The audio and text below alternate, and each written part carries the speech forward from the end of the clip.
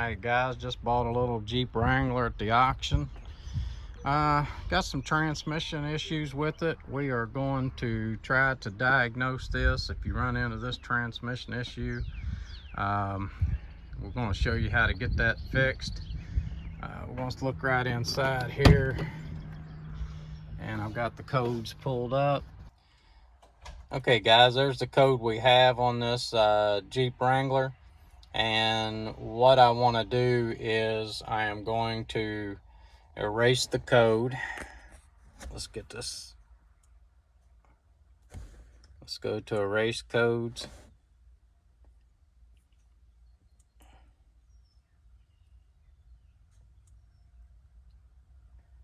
Okay, so we've got the codes erased, and I'm going to show you. So there's no fault codes, but watch this. I'm going to start the engine up. We're going to exit back out of here. Go back to read codes.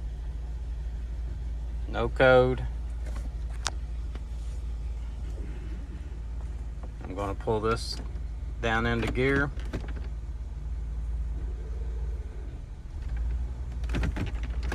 I went down to drive.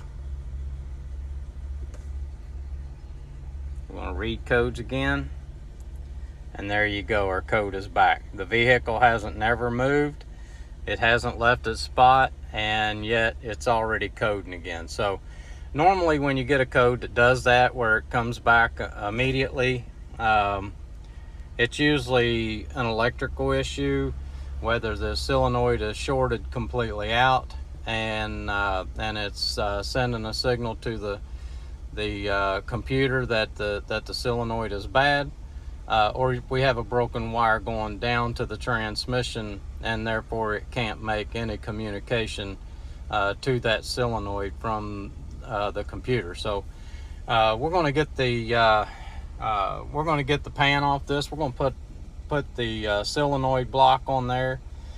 First, we're going to go over the wiring a little bit to see if we see anything. If we do, we'll definitely video it.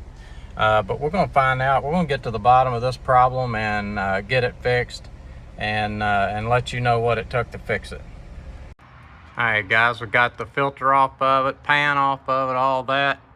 You're going to take out all of the 10mm bolts that are in it. You'll see Torx bolts and 10mm bolts. You'll take out all the 10mm bolts. That'll let this whole valve body drop down out of there.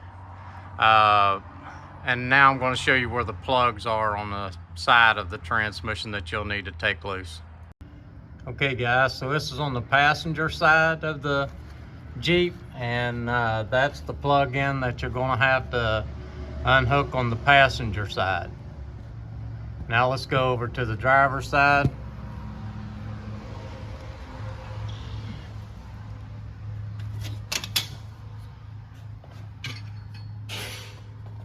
Okay, you see the green connector there?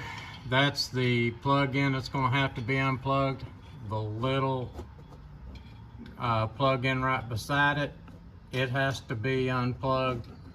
And then you can see that bolt on your shift lever up in there. It's a 13mm, and that bolt has to be loosened up, and that shift lever took up off of there. And you can unsnap the shift lever right there. So okay guys, we got all the bolts out. We're going to slide this valve body down out of there. When you're moving that shift lever, it's got to go all the way to the front of the vehicle. When you turn it to the front of the vehicle, you lock it in place. You see that we had two servos, accumulator servos, that came out of there with springs. I will show you how those go back up in there once we get all of this down out of there. So okay guys, this is what you're going to be after. You're going to want to change the solenoid block. Make sure that you put this little filter system here on the bottom of it, and you just got 4 Torx 25s that holds that solenoid block on there. So we're gonna get this thing bolted onto the valve body and get it back up in there. Okay, so we got the valve body just resting up on the pipe here. I want to show you how these accumulators go in there. What you do is slide your accumulator with your springs, with the springs down towards the valve body, and they'll slide up inside of the transmission like that with the springs down towards the valve body. So that's the way those accumulators go on. I am going to have to help get this all up in there, so once we get it bolted up in there, I'll start video. All right, so at the beginning of the video, I showed a picture of the odometer, and it had 206,800 miles, something like that. We took the solenoid block off of it, put a new solenoid block on it, and I took off in it and drove it to the Smoky Mountains, ran around for a week in it, and everything worked great. So I hope this video helps you, and please subscribe.